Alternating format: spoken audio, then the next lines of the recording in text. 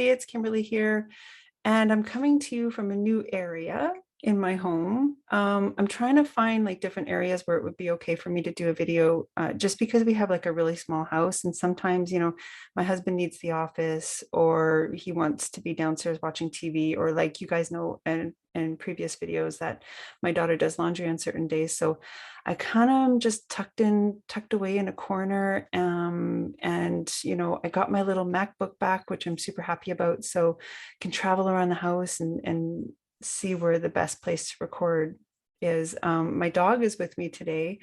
And so I apologize in advance if she barks because my neighbor just got a dog like last year. She just moved in, and Winston likes to bark a lot. And so that makes Nika bark a lot. So I apologize if she starts getting on guard dog duty. I just wanted to take the time to connect today. As usual, when I have a free moment, I'd like to just say hi. I want to thank people who have been putting their names into the birthday draw for a free reading. I want to thank the people who sign up for the BYO beverage oracle card pull. That should be a lot of fun. So if any of you guys are interested in those things, you can check out the website, and there's a calendar there and you can sign up. It's going to be through Zoom. So once I have the numbers, or if it makes it to 7 people for the evening of pull oracle cards, like I'll pull oracle cards, then I'll send a link for that. What I really just wanted to come in quickly, and I know that the videos that I've been doing have been actually kind of longer. They've been like an hour. I've felt and seen my good friend Anthony Bourdain come in because he just wanted to come in like really quickly just to explain some stuff, because I have been reading books about near-death experiences, which I find completely just fascinating. And I've also been reading about Black Mirror scrying and everything that, like, I have a Kindle, which makes it really, really easy to read all these books. So I've been reading, but the one thing that is getting to me is the near-death experience. And the kind of constant theme that I'm seeing with the near-death experiences, or the actual death experience, that people are coming back with, or that I hear from, somebody's blowing their nose, oh my God, that I'm hearing from, spirits that people are interested in, is this thing that they call the life review. People aren't necessarily interested in the life review because they want to do it. There's an interest in the life review to make sure people aren't going to get in shit for something that they did in this life, right? So when I started looking at the near-death experiences and reading about them, and looking that, yeah, you have a life review during a near-death experience, and you have a life review during the death experience, I think that it's a topic that, I would like to discuss. And then when Tony came in, he said, yeah, maybe we can do a short video on, kind of calming people down about this life review. So he's with me now, and he's saying that part of the fear of death with the spiritual community, if they're not okay with death, part of the kind of the uncomfortable feelings or the fear of death, he's saying, is because they think they're going to be put on trial about this life review. He's saying if anybody was going to be put on trial, it would have been me. He's saying that because he didn't live, like, he was a great guy. He had a lot of people that, loved and adored him. But at the end of the day, he wasn't like a saint. So he would like to come in and offer just like kind of a comfort about the life review that people get. He's saying, okay, with the near-death experience, he's saying that there is a reason why people get the life review. It's because with the near-death experience, they're experiencing this this huge shift. You're either going to like choose to stay because, it's, I mean, come on, it's a blissful experience when you get to heaven and you've left your body, and it's just so freeing, right? So you're either going to be, do you want to stay or do you want to go back? Or sometimes people are more, he's saying more than likely people are pushed back to go back. However, before they go back, there is a discussion that happens about, okay, this is where your life trajectory was going. This is kind of where we see you. So we're bringing you here to just kind of tell you, okay, we actually kind of like you to go this way.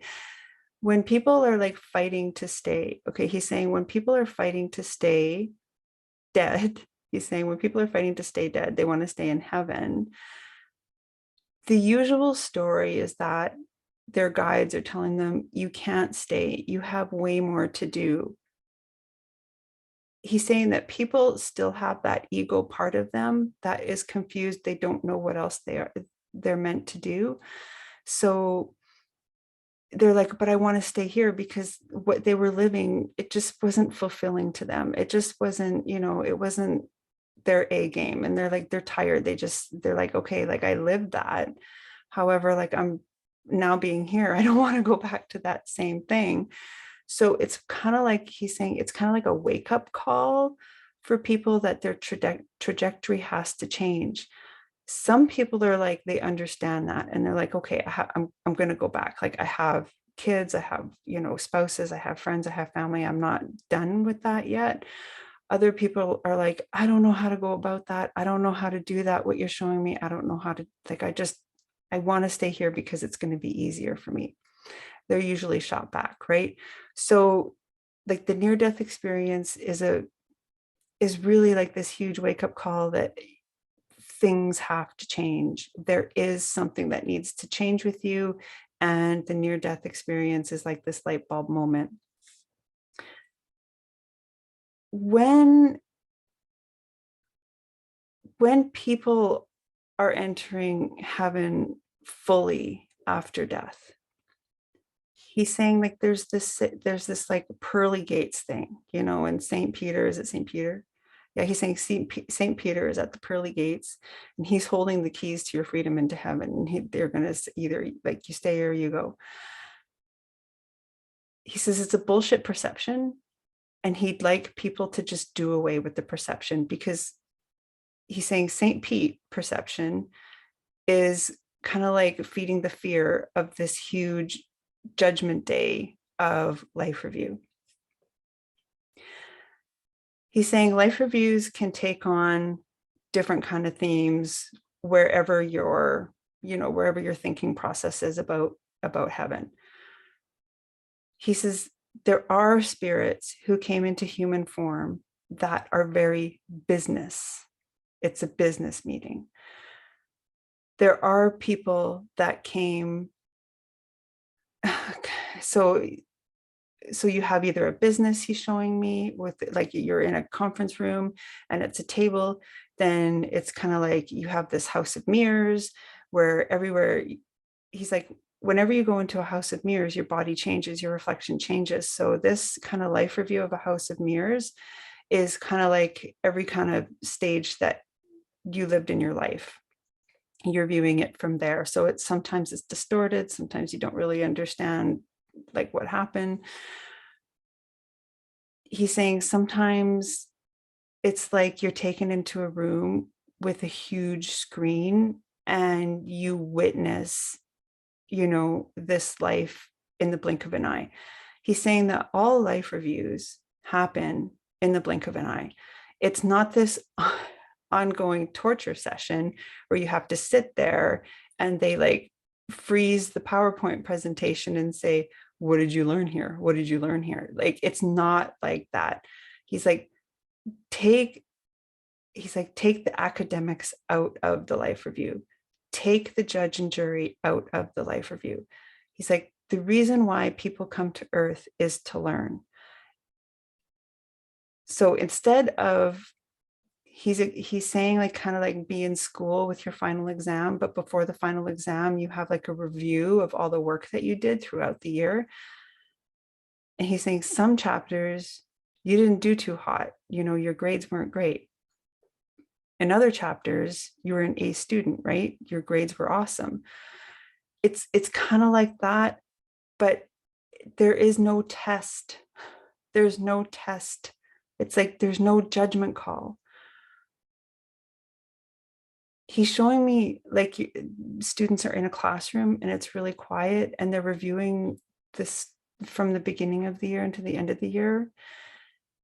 And there's one student who's going up to the desk to ask the teacher for help. And the teacher is explaining gently, they're explaining what the student is having problems with. He says, so the teacher's not judging that they did the question wrong. The teacher is saying, what did you learn from this? And how to do it right.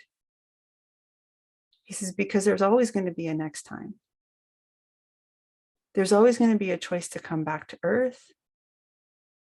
But he's saying the next time might not be Earth. It might be some other planet. But the lessons you're experiencing on Earth, you will carry with you for every incarnation that you decide to do. So he says, this is why the life review is important. Because if you want to think about it, in linear terms, he's like, it's from grade to grade to grade. But you can't go into like a brand new grade without reviewing and reconciling and understanding the grade that you were in right now. But there's no test. It's just the review part. And he's saying with near-death experiences, the life review part that you will get if you have a near-death experience, everybody who crosses that line will get some sort of life review to put them on some sort of track. He says it's to change a course. And he says sometimes changing a course isn't easy. It's not going to be easy for the person that goes back to their body. But they will always hold that and they will always come back to their body with some sort of like gift, spiritual gift that will emerge, that will set them on the course, that will give them the support that they need to continue on their journey as so-and-so. He says it's easy to fear a life review when you don't understand, and there's a lot of terms that have been put on it, like the pearly gates or judgment day or whatever. He says the life review is one of the most loving and gentle types of guidance that a person will ever feel. And he's like, even though it's over in a moment of time, he says usually what people won't say or what spirits won't say is that they would have liked it to go on more, like longer, so they could get more of an in-depth experience. He's like, when you're human, there's a saying to walk in another person's footsteps, to walk in another person's shoes for a little bit, to see how they're feeling. In the life review, you do just that. You're able to experience your life through the eyes of the people that you interacted with, that you connected with. And he says there's like something special about that. He says there's something so powerful about experiencing your life through another person's eyes. He says it's giving another perspective about life. Because learning through your mistakes, learning through your experiences, learning through your life is easy. That can be done at any time. That can be done when you're alive, he's saying. But to experience your life through another person's viewpoint, through another person's eyes, through how they saw you, He says it's exponential growth. You can't get that experience from anywhere. So it's like you're a student in a classroom, he says, and you go up to the teacher to get help with something, a problem that you're experiencing that you just can't figure out, but you need it to, graduate or move on or go in a different direction. And he's saying that the teacher will then review it with you through,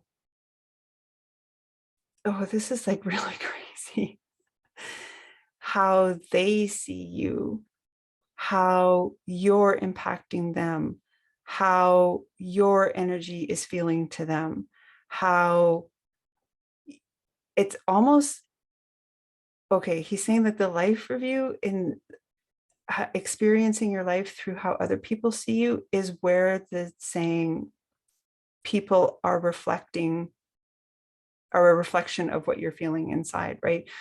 There's that spiritual term, he says, where people are just a reflection of you and how you act and how you behave, right? He's saying, keep that in mind as you go through life. Keep that kind of stuff in mind, because that will give you a clue as to how your life review is going. So let's say somebody doesn't have a really good reaction to you or a response to you. They're seeing you as a reflection of them, and you're seeing yourself in them. And if you can, like, if you can get your head wrapped around that kind of stuff and work with that energy as a human being, you wouldn't necessarily need a life review. He says, if you're so worried about a life review when you die, he says, sit back with that and ask yourself, why are you so worried? There will be an answer that's going to come up. He's saying it's because deep down, if you're worried about a life review, you're not living to your fullest potential. You're not living the life that you want to live. You're not treating people how you would want to be treated. He's saying if you're scared of a life review, there are reasons why you're scared. And there is time to live the life where you would say, bring on the life review because I want to see how good I did, right? There are ways that you can do that in life to avoid that whole uncomfortable life review that you're worried about. He's saying, why wait until you're dead to review the shit you went through when people are more than capable of being able to review their life when they're alive and making changes to make that better for them? He's saying not everybody gets an in-depth life review. The people that have lived their life the best that they know how to do with the most integrity, he's saying they don't necessarily get a life review. He's saying it's the people that question how they're living that get the life reviews. He's saying in a near-death experience, the people who have these near-death experiences usually are questioning a lot of what is happening in their life. And sometimes he's saying it's consciously, and sometimes he's saying it's subconsciously. And the near-death experience is taking them to a place where they can be conscious about the life they're living. He's saying a near-death experience also happens when there has been trauma in their life with people that have passed on that they can't necessarily resolve or let go of. And so a near-death experience will bring them to those people to clear the air, to get the closure, to put them on a path that they're ignoring because they can't necessarily get closure with these people. So they can get the closure in that near-death experience and be introduced to the people that will take them the rest of the way in their life. It's like the near-death experience kind of happens sometimes, not all the time, sometimes when people are in this like ditch of life, this rut of life, and they really need this wake-up call. Okay, he's saying that minutes in a near-death experience would be hours in heaven. There are times when people have been dead for 10 minutes and they've lived 3 months in heaven. And these 3 months in heaven is kind of like an ongoing schooling life review, because they need this extra schooling to put them back on a path that they were meant to live in this life. He says he knows of many people who have been dead for 5 minutes, have spent 5 weeks in heaven because they needed tutoring on what they're specifically supposed to be doing in their life at this moment. He's saying it's very difficult for people who are spending that amount of time in heaven, that like they think it's like months or weeks there, but really it's only minutes. It's very difficult for them to go back because they are accustomed to heaven now, right? And so even though they're getting all this schooling, all this tutoring, they don't want to go back. However, he's saying they're not all the way in. That piece of heaven is kind of like, with the near-death experiences, they're not all the way in. They always have a foot in their human body, right? So, okay, they talk about the people who have these near-death experiences, they talk about it like they're all the way in there, right? And he says, yeah, there's this tunnel and the bright light, and they're lifted from their body, but they're not all the way in. They're kept at a certain point in heaven. And if they choose to fully leave that human experience, they're brought all the way in. But if they're told to go back, they're not brought all the way in. He's like, the people or the life reviews or the tutoring or the schooling that will be brought to the person who is having a near-death experience. He says, because if they are brought all the way in, there's no way that they would be able to go back. They wouldn't want to go back. They would just absolutely refuse. They just wouldn't.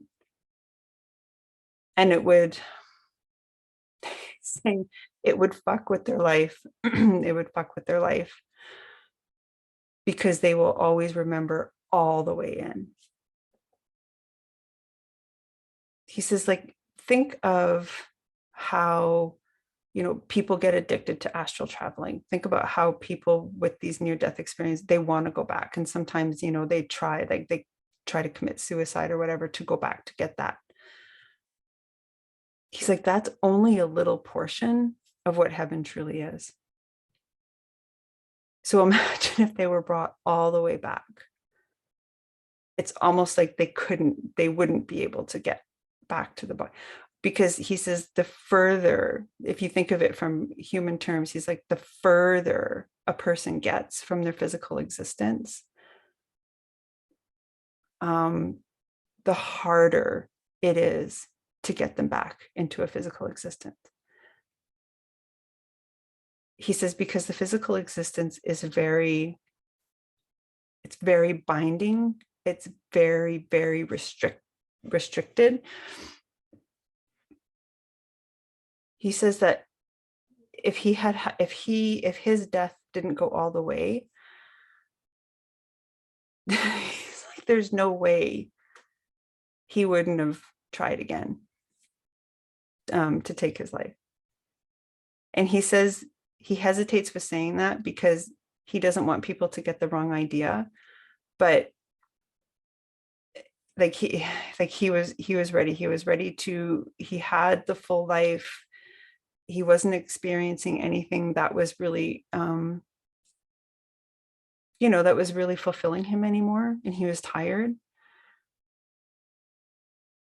Okay, so in his death experience, he didn't go all the way at first. He had somebody come and say, "Are you sure?" And he was sure. Okay, because with suicides, it's very different. Like, a suicide will always be a near death first before they're taken all the way in, unless it's like really, really violent death. So his life review, he's saying it was very nurturing because he felt just really, really incomplete. So it was very nurturing, but it was very businessy. It was healing, but it was more like a very serious business meeting with his guides, sort of like to determine where he was going to go next. But he says he wasn't judged. And he said he would like to take this opportunity to explain to people that you were never judged. He's like, that's a story people say so they behave in life. But really, it's not making them behave in life. It's making them scared of death. He says death is a very, very natural transition. Okay, and he's like, it's just like this learning experience. He wants to make it like it's this learning experience. It's not like you're not going to be tested at the end. You're going to be celebrated at the end. So he's like, the end of your school test, it just doesn't exist. You just take the experiences that you have and you continue on your way. He says it's funny to him how people will talk about their astral travels, their astral travel experiences. But when it comes to their near-death experiences, they are scared to talk about it. And he said he would love it if people really came out of the closet about these near-death experiences. He says he doesn't understand why people keep these things so hush-hush. He says a lot of the spiritual journey that people are experiencing right now, he says they keep it very, very hush-hush. He says, what about spirituality? What about connecting with energy? What about being a hippie is so taboo? He says, it's getting better now. But what about these experiences makes people so uncomfortable? He says, the more people talk about the near-death experiences, the more people talk openly about the life reviews that they've had, the less taboo all of this stuff is going to become. He says, if you're so scared of a judgment call in heaven, why do you freely make judgment calls when you're alive? If you're so scared of getting a bad grade in heaven, why do you find yourself constantly in bad grade situations when you're alive? He says, so take what you're worried about. Oh, there she goes. Nika. Take what you're worried about for the life review and apply that to your life as something that you need to look at, you need to learn from what's really going on. I'm just going to pause it for 1 second. Give me 1 second. He's like, so these are the kinds of things that you need to look at if it's something that is constantly on your mind. And he's saying, he's like, I'm not just saying that people are scared about death only because of the life review. He says, but that's 85% of the whole pie. He says, people, there are two main other things that people are worried about with the whole death experience. He's saying it's the people that are being left behind, they're worried about. And he's saying the pain of death. Okay. He's like, I promise you that the minute you cross the line, regardless if it's a death or if it's a near-death experience, you won't have any of those worries, like at all. He's saying as soon as you experience heaven and understand that everything is as it should be, he's saying, because that is the one thing that is shared with a person when they pass away, either with near-death experience or with the full death experience, is that everything is as it should be. He says, when he passed, he looked in on his daughter, and he says the incredible thing about seeing his daughter when he was a spirit is how protected she was. So the thing that makes it better for people to know that it's okay to go when it is that full time, when it's okay to go, is the fact that they are able to see how nurtured, how protected, how extremely supported every single human being is on this planet. He's like, don't negate my daughter and my husband. See, I told you, like, this house is so small, like I don't know where to record sometimes. It's crazy. He's like, when somebody tells you that you are very surrounded at all times, that you are very protected, don't ignore it. Don't ignore it. There are so many energies just waiting against the wall waiting for you to ask for help. Okay, he says people really just want specific help. However, they're not looking at the bigger picture. So when you have a near-death experience, you're able to look at the bigger picture and see, okay, so I've been doing this for years and years and years. It's now time for me to do this, right? Because they can see they're being lifted from that and given that higher perspective. The problem comes when they see that it will take work. It's not just going to happen. You're not just going to drop back into your body and the world is going to be changed. It's going to be like bit by bit by bit. You have to get used to that physical life again, right? he says, the thing that I want people to take out of me visiting you today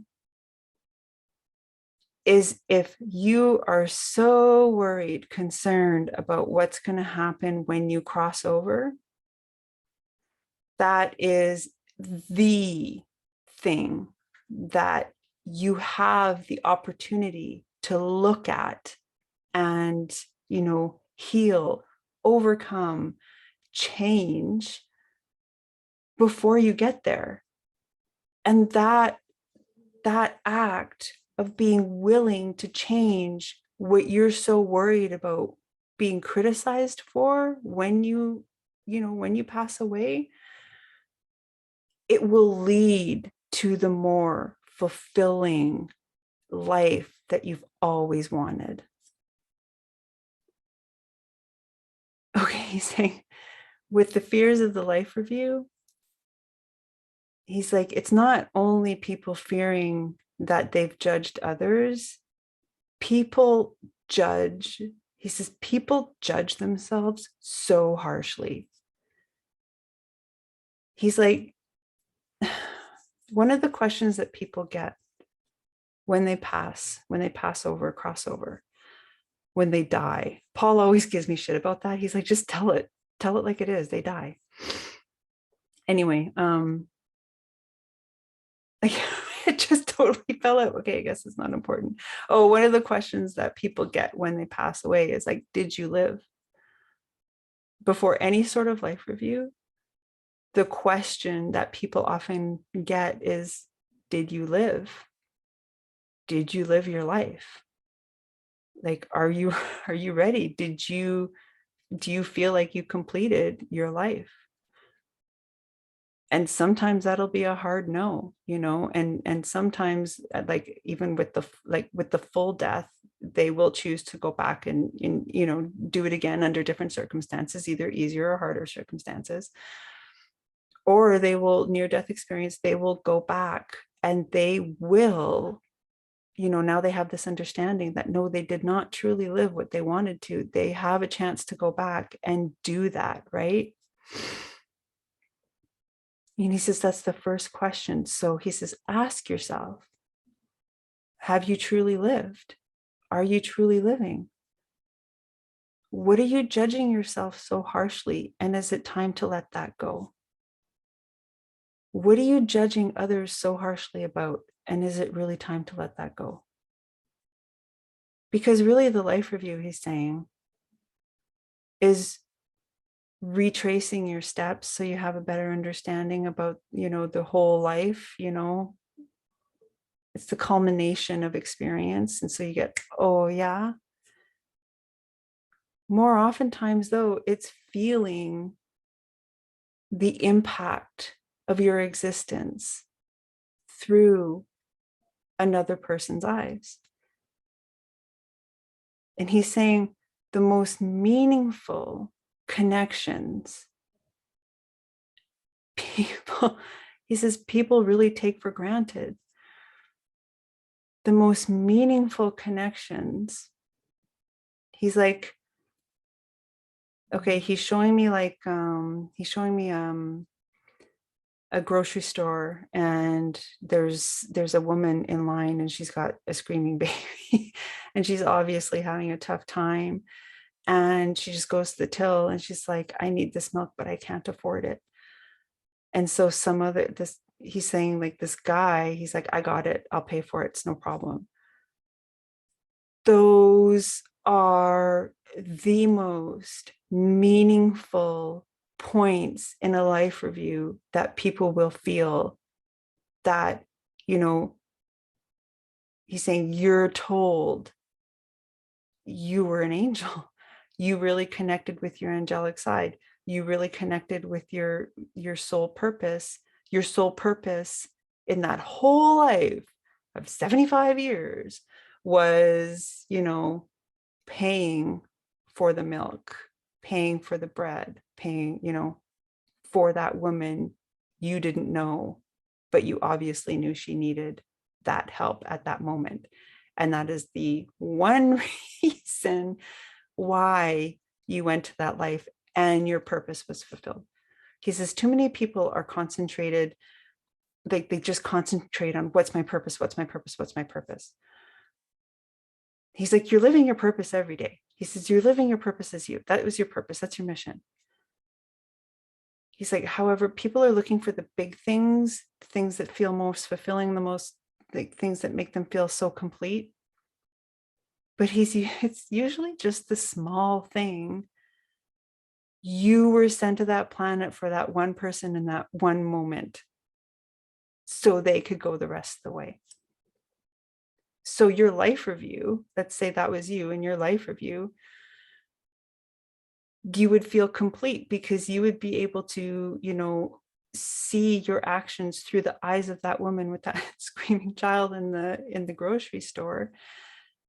And you would be like, okay, I fulfilled what I was there to do because I changed the course, or I made that woman's life just that little bit better. All the other stuff was a bonus, he's saying. Don't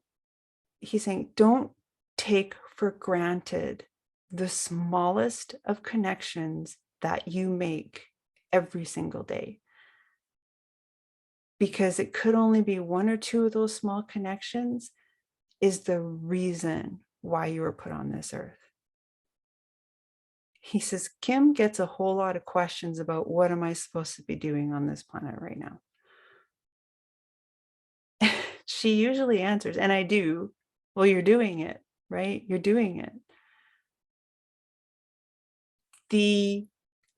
If your purpose to be on this planet is to be of service to someone, and you've done that, you might not even know that you did it, because you're looking for a much grander human experience than being, this person who rescues somebody in one moment. And a rescue is not always pushing somebody out of the line of traffic.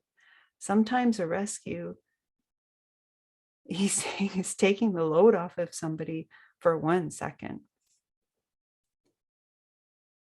So he's saying, if you're worried about, judgment that you didn't do enough, it's not the amount of stuff that you have done, like the big stuff. You're feeling that feeling because you're a little bit, he doesn't know how to say it, you're a little bit lacking in the whole support of other people.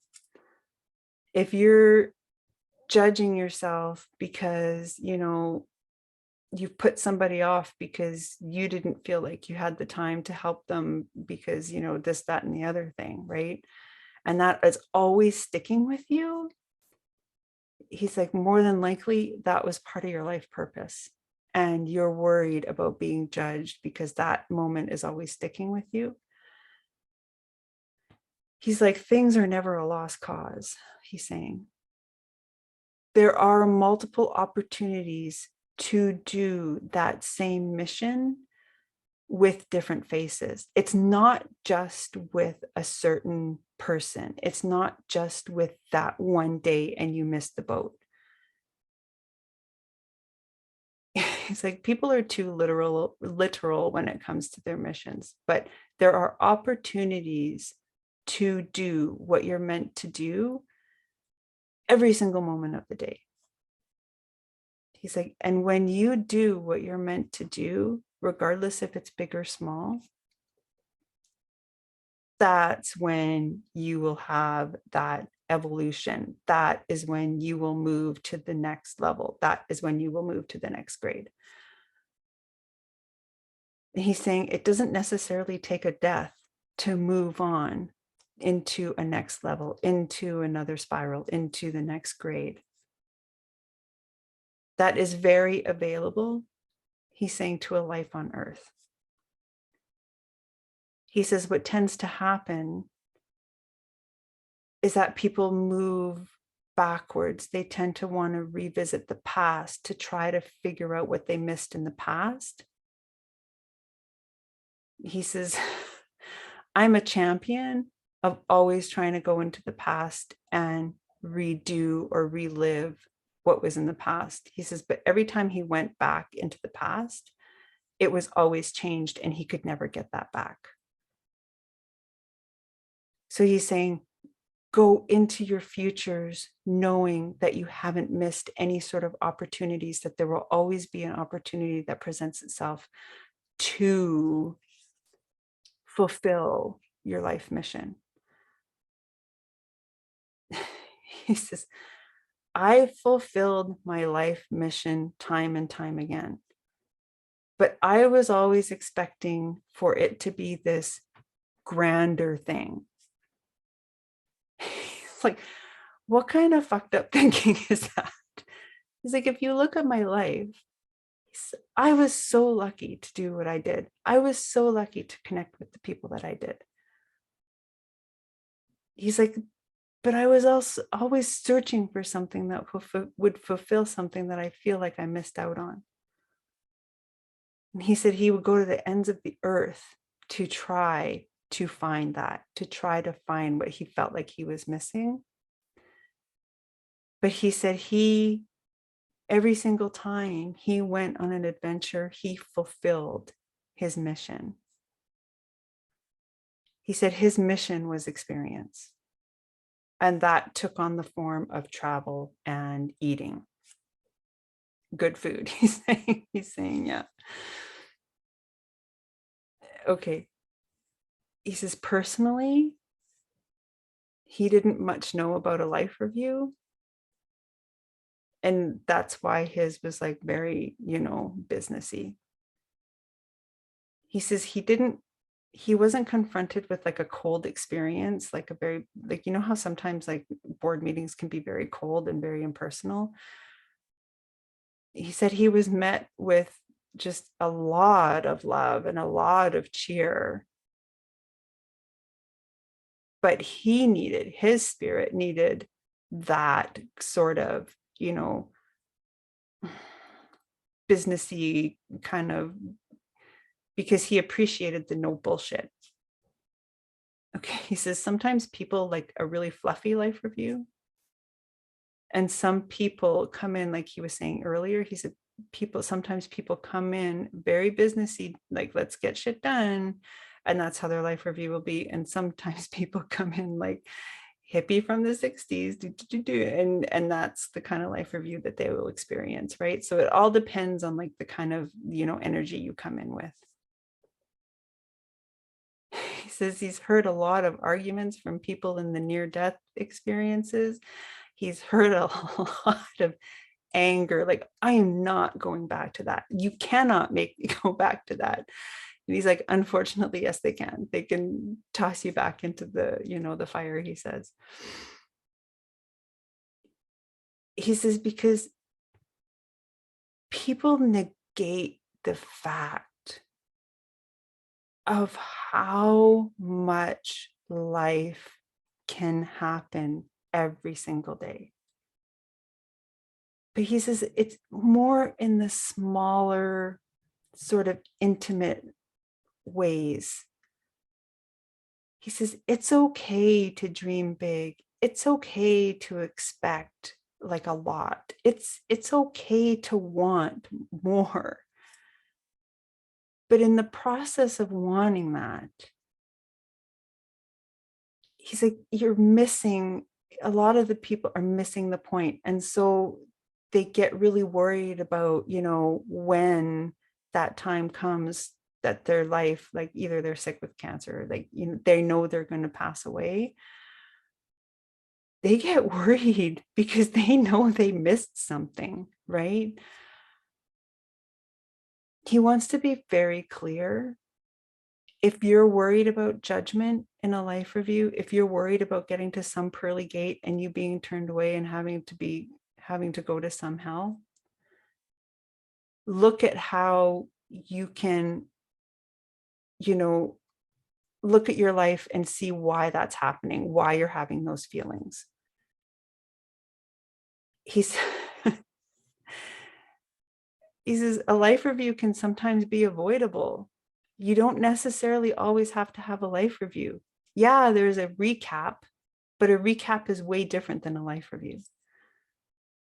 He's like, a life review can happen in so many ways, but the people who think about a life review are so entrenched in feeling like they're going to be judged or that they did something wrong. He said, so really have a really good look at your life right now and see, okay, this feels a little empty. How can I make this fuller? I'm worried about, I treated these people like really unfair and unkind. Like, okay, what can I do to change that? I can't change that, but what can I do to change that kind of, attitude in the future? And he's like, the more you really look at your life and look at the fears and look at the judgments that you're holding yourself and kind of sort of go on a path to rectify it. He's like, you don't need a near-death experience to change your life because you've already changed your life. And he's saying, I would say, he said, that would be easy. He's like, but I know way better than that it's probably one of the hardest things to do. He's saying, oh, there she goes again. She's on guard. She's on guard duty. She's looking out the window. What to do? She's going to bark. Keeping you guys on your toes. He's like, I was waiting for this dog, he's saying, to just go to sleep so I could talk to Kim. He's like, yeah, these videos have been really long. And I think he's like, I think I've created another longer one, but that's okay. I don't mind. Yeah, he's saying, okay, he's saying, come out of the closet with your experiences. Be honest with yourself about what you're feeling. Be honest with yourself about what you're seeing. It doesn't matter if somebody is going to be criticizing you because of their beliefs. What matters is that you're actually bringing it to the light. He's like, there's a lot of people who just crave bringing things to the light, but they need a safe place to do that, he's saying. And he's saying this space, he's saying that he offers is a very safe space to bring things to light for you that will kind of alleviate any question or, alleviate any fears. He's like, just ask. He's saying, just ask what, really is. And everybody will have a different truth to these things. But he's saying the more people come out of the closet with their spiritual experiences, with their near-death experiences, with their astral travel experience, with their celestial travel experience, the more people come out of the closet with that, the more every individual will find their truth in that. And he says, that's what's important. He says, because heaven is never, ever, ever just one way. He's like, in near-death experiences, people will be shot to what people would term outer space. He said people will be shot to, places that look like very mountainous, very meadowy. He says people will be shot to like actual spaceships, with conference rooms, because that's their perception of where they would go. He says, I like to meet people in this place that kind of, it looks very, very medieval Europe. It's got the cobblestones that people walk on. It's got like little shops and stuff. He says he really likes to meet people there because that's kind of like a hub in heaven where everybody, it's kind of like an old European town kind of feel. And he says he likes to meet people there. And he says, but nobody ever talks about that place because there have been a lot of near-death experiences where they go to that place, but they won't talk about it because it's not heaven. It's not the pearly gates. And he said he would like people to start getting honest about what they're seeing, because when people start sharing what they're seeing, it's all just going to come and make sense and bring humanity and this planet, into another level, into another realm, he's saying. yeah, so he just wanted to come in and talk with you guys about a little bit about near death and near death experiences and life reviews and death. And he's saying it's a really, really huge topic to get into one video. And he said he just wanted to touch on it a little bit because Kimberly opened the door with what she was reading. So yeah. Is that all? Yeah, he's like, that's it for me. He says he's just wants to say thank you for people, you know, their support, their constant love. He's just always amazed about how much he is still truly remembered, and he just wants to thank people for, you know, their love and their prayers. Yeah, he's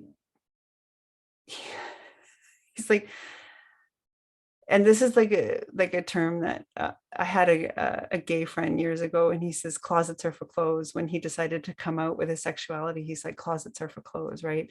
And it's the same thing with like spiritual work or talents or abilities or spiritual experiences. He's like, closets are for clothes. He's like, but if you closed yourself in a closet and went and sat in complete darkness,